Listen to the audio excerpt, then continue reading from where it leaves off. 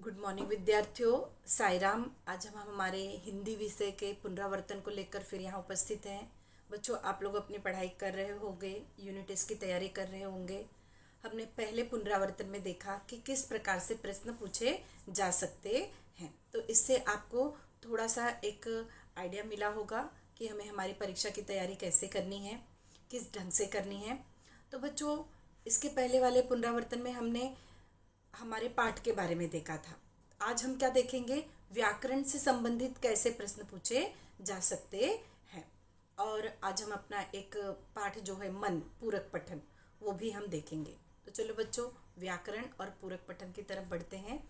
इसका पुनरावर्तन करते हैं। व्याकरण में शब्द भेद के प्रकार और पाठ 4 मन पूरक पठन। तो शब्द भेद के प्रकार मेरे ख्याल से बच्चों आपको याद होगा कि हमने कैसे पढ़े थे। शब्द भेद के प्रकार हमारे क्या थे? सव्य, विकारी, अव्यय और अविकारी। सव्य में हमने संज्ञा, सर्वनाम, विशेषण और क्रिया देखा था। अव्यय में हमने देखा था क्रिया विशेषण अव्यय, संबंध सूचक अव्यय, समुच्चय बोधक अव्यय और विस्मयादि बोधक अव्यय। तो बच्चों, इस बार जो सव्य है, सव्य के जो 3-4 प्रकार है उसमें से 3 ही आएगा, संज्ञा, सर्वनाम और विशेषण। क्योंकि क्रिया का एक अलग ही प्रश्न होता है, वह आपको अक्सर बड़ी परीक्षाओं मतलब आपके जो सेमेस्टर होते हैं उसमें पूछा जाएगा। तो चलो हम बढ़ते हैं कि इससे संबंधित प्रश्न कैसे पूछे जाएंगे। सबसे पहले हम सव्य पे चलते हैं। अब यहाँ पे आपके सामने ये असाइनमेंट में भी आपको दिया हुआ था। निम्नलिखित वाक्यों के रिक्त स्थानों में उचित सर्वनाम का प्रयोग कीजिए। अब जैसे पहला है फिलिंग द ब्लैंक्स, मतलब रिक्त स्थान सार्वजनिक अस्पताल के प्राइवेट वार्ड में है। अब यहाँ पर जो रिक्त स्थान है उसके लिए नीचे आपका ऑप्शन दिया हो जाएगा वह और उसको। तो आप यहाँ क्या लिख सकते हो? वह सार्वजनिक अस्पताल के प्राइवेट वार्ड में है। वह क्या हो गया? सर्वनाम। दूसरा है रिक्त स्थान बाजार जाओ, उसके लिए आपको 2 ऑप्शन है, तुम या हम। तो क्या आएगा? तुम बाजार जाओ। तो इस प्रकार के प्रश्न आपको पूछे जाएंगे और इस प्रकार से पूछे जाएंगे। अब जैसे पहला ही था, वह सार्वजनिक अस्पताल के प्राइवेट वार्ड में है। तो वह जो है आपको अंडर यहाँ पे फिलिंग द ब्लैंक्स के रूप में है, लेकिन अगर समझो फिलिंग द ब्लैंक्स के रूप में न दिया गया, रिक्त स्थान के रूप में न दिया गया और डायरेक्ट बताया गया वह सार्वजनिक अस्पताल के प्राइवेट वार्ड में है, इसमें से सर्वनाम पहचानो। वह और अस्पताल, ऐसा 2 ऑप्शन दिया जाएगा। तो उसमें से सर्वनाम क्या है? वह। तो उस पर आपको टिक करना है। तो इस प्रकार के प्रश्न यहाँ पे पूछे जाएंगे। अब आगे बच्चों रिवीजन है, तो ये थोड़ा सा आप एक टेस्ट की तरफ है और ये आपको असाइनमेंट दिया गया था। तीसरा जो है फिलिंग द ब्लैंक्स, कारखाने में एक ही विभाग में काम करते थे वह, इसे लेकर तुम क्या करोगे? हृदय डैश है और डैश उदार हो। लोग फिलिंग द ब्लैंक्स कमरा स्वच्छ कर रहे हैं। फिर से फिलिंग द ब्लैंक्स रिसोर्ट हमने पहले से बुक कर लिया है। इसके बाद फिलिंग द ब्लैंक्स लोग दिन भर पणजी देख रहे। फिर से है फिलिंग द ब्लैंक्स इसके पहले उसे मना करता। काम करने के लिए कहा है, करो। ये बच्चों मैंने स्टार्टिंग के जो 3 है वो तो मैंने आपको बताया, और बाकी के हैं वह जरा आप देखें कि किस प्रकार आप इसे पूरा कर सकते हैं। अब इसके बाद हम कहाँ चलते हैं? हमारे अव्यय की तरफ चलते हैं। अव्यय के हमारे कितने हैं?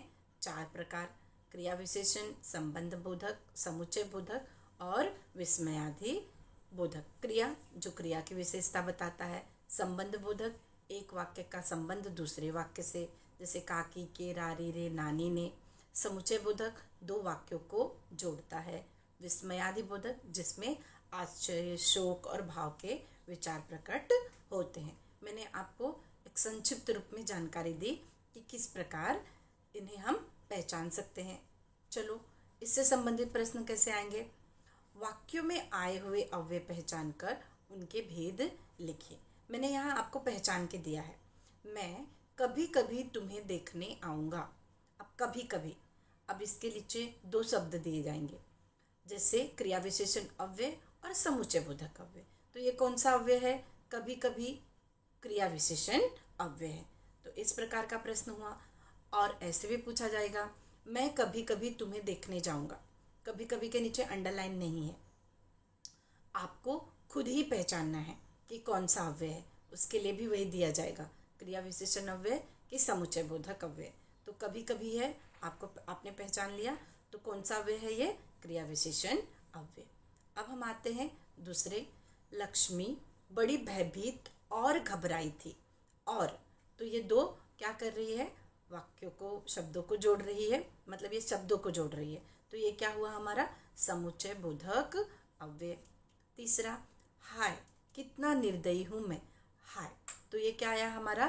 विस्मयादि बोधक अव्यय।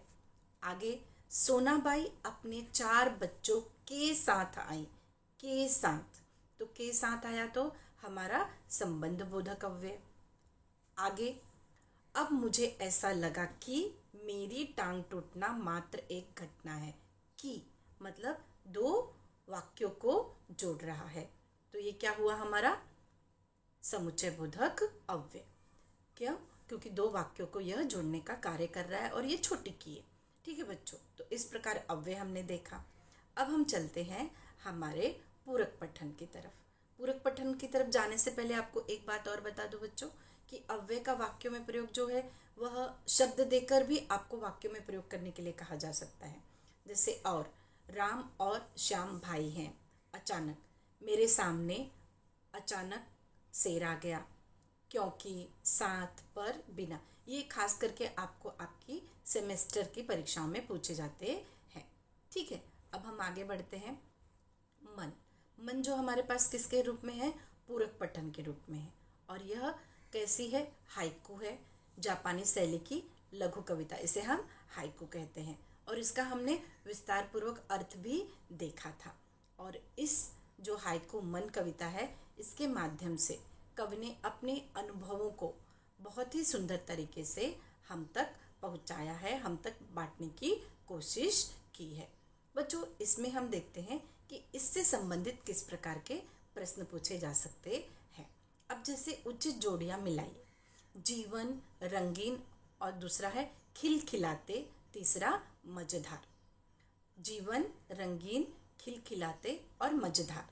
तो जीवन के सामने जो दिया है फूल, वह गलत आंसर है। तो हमें सही आंसर ढूंढना है। तो जीवन का क्या आएगा? कर्म करना। रंगीन, रंगीन क्या था? फागुन। खिलखिलाते क्या है? फूल। और मझधार में क्या है? नैया। तो इस प्रकार इसकी उचित जोड़ियां हमें मिलानी है। और आगे, हाइकू द्वारा मिलने वाला संदेश। बच्चों, आपको हाइकू की 2 या 1 पंक्तियां दी जाएगी और पूछी जाएगी इससे हमें क्या संदेश मिलता है। जैसे आपके सामने है, करते जाओ पाने की मत सोचो जीवन सारा। तो इसका अर्थ क्या है? हमें जीवन में फल की चिंता न करते हुए निरंतर कर्म करते रहना चाहिए। और दूसरा ऑप्शन क्या दिया जाएगा? हमें जीवन में फल की चिंता करते हुए निरंतर कर्म नहीं करना चाहिए। तो एक गलत आंसर और एक राइट आंसर। तो आपको जो राइट है उस पर टिक करना है।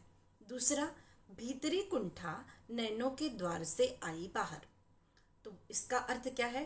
मन के अंदर की घोर निराशा को आंखों के दरवाजे से बाहर निकालकर, अर्थात आंसुओं द्वारा धोकर साफ करनी चाहिए। सही बात है, ये अर्थ हमने पढ़ते वक्त सीखा था।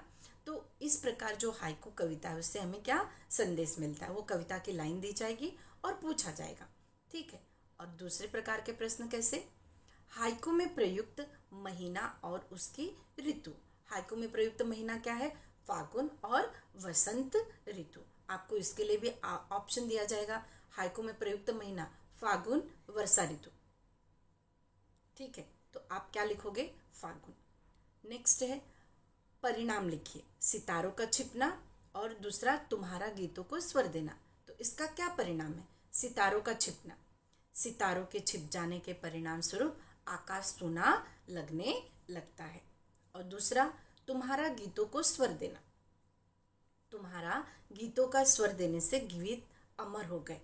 ठीक है, इसको ही अगर 2 ऑप्शन दिया गया तो पहला ये, तुम्हारे गीतों को स्वर देने से गीत अमर हो गए, और दूसरा, गीत अमर नहीं हो गए, यादगार बन गए।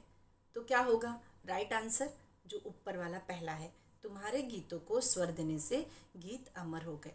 बच्चों, जो एग्जाम में आपको ऑप्शन दिया जाएगा, ऑप्शन को बहुत ध्यानपूर्वक पढ़ना है, क्योंकि वह ऑप्शन ऐसा होगा जो आपको जरूर कंफ्यूज करेगा। तो इसलिए आपको परिच्छेद भी दिया है और ऑप्शन भी दिया है, तो परिच्छेद में से पढ़कर ही ऑप्शन पे टिक करिएगा, नहीं तो आपके आंसर बहुत गलत भी हो सकते हैं। हम तो बहुत खुश होंगे कि चलो हमें ऑप्शन दिया है, हम अच्छे से कर लेंगे। नहीं, ऑप्शन भी ऐसे घुमा कर दिए गए हैं कंफ्यूजिंग कि आपको राइट आंसर ढूंढने में परेशानी होगी। तो बच्चों, ध्यानपूर्वक पढ़ना है और ध्यानपूर्वक आंसर को टिक करना है। तो इस प्रकार बच्चों, आज हमने हमारे व्याकरण को देखा और हमारे मन हाइको को भी देखा कि किस प्रकार के प्रश्न आपकी परीक्षाओं में पूछे जा सकते हैं, और थोड़ा सा हमारा पुनरावर्तन भी हुआ कि क्या थे, हमने क्या पढ़े अब तक, और थोड़ा सा हमारे दिमाग में आया। तो बच्चों, परीक्षा के लिए all the best. Next time फिर मिलेंगे। धन्यवाद।